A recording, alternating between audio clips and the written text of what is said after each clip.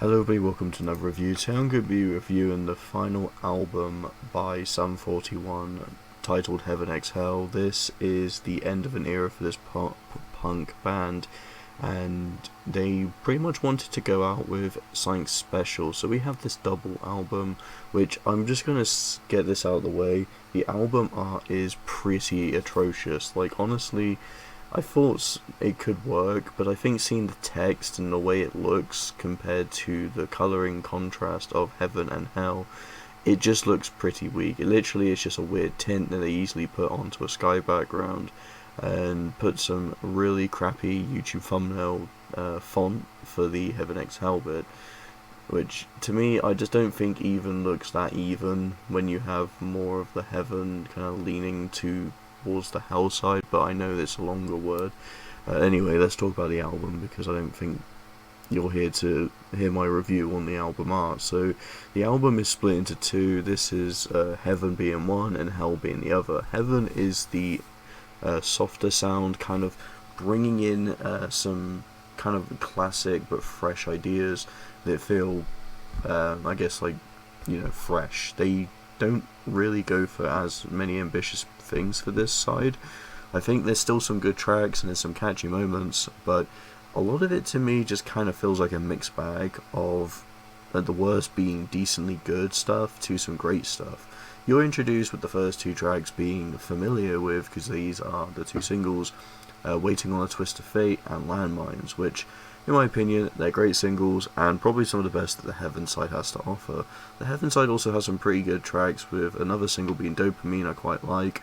Bad Mistake I think is a good vibe, but the problem with that one is, yes, the chorus, it just, literally the whole song feels like The Offspring, and I think you know which song I'm on about when I say that.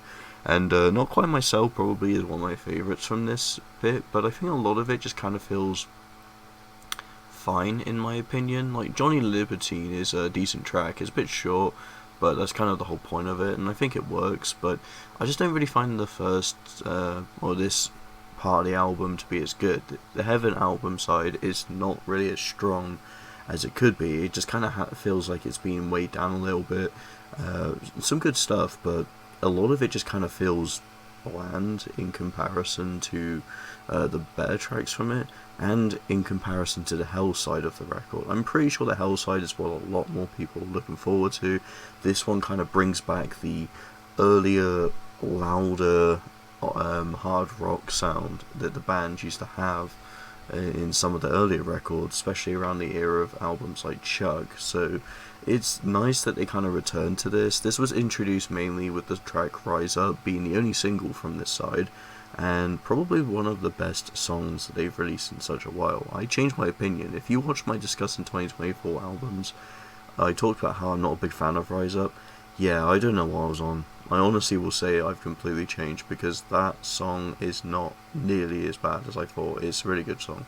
But I honestly think you're just introduced to so many better tracks. It's a lot more consistent, it feels a lot more refreshing, and a lot more like Sum 41 that I want to hear. Still some great tracks on the Heaven side, but Hell is just consistent banger after banger. Stranger in These Times is a lovely follow-up to Rise Up. I just love how they have some really punchy hooks on this. I'm going to be honest, the hooks are a lot stronger on the Hell side, which is weird, because I thought if they're going to focus a bit more on the mainstream, softer side, which is Heaven, I feel like the hooks should have been stronger on that side. But Hell's just, catchy banger after banger, and I honestly say if it was just Hell as an album, this would be a really, really good album. But I think having Heaven, it kind of drags Hell down a bit, down to Hell, if that makes sense. But there's a lot of good stuff, even some great guitar solos. There's even some that just go full metal, which I really enjoy.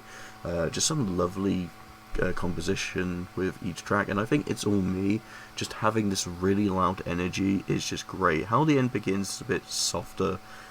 Some of the tracks on the Hell side are a little bit softer, but obviously you wouldn't expect everything to just be really heavy, but the overall aesthetic pushes for that. But I just love the way the final track sounds. It's really good, and it kind of wraps this whole saga of the band up. I'm honestly going to say it's a great album, and a pretty good one to finish on. The album art, yeah, it looks terrible, but I don't think this should really matter because the album is bloody great in my opinion. I'm going to give it a 4 out of 5 just because the Hell side's great.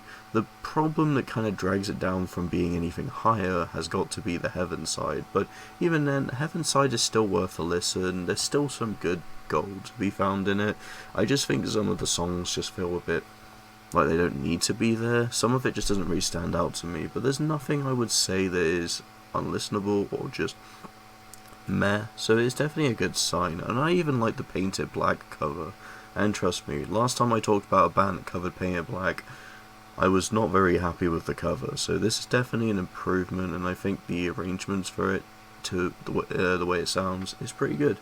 But yeah, that is my review of Sum 41's final album. A great album to end your career on in the band, and I'm honestly curious to see what happens with the band members now. Will they go on to new projects? Will they retire? We don't know, but this is interesting enough that we had this album to finish on, and I'm going to be honest, it's nice that this feels like a final album, whereas bands like Yumi at 6 just release an album, you know, sounds good, not crazy good, but it's decent, and then they just announce they're going to quit. So it's nice when a band announces they're quitting and then just release a hell of an album, because this one is pretty good. So yeah, that is my opinion. I hope you all enjoyed. Thank you so much for watching, and see you in the next video.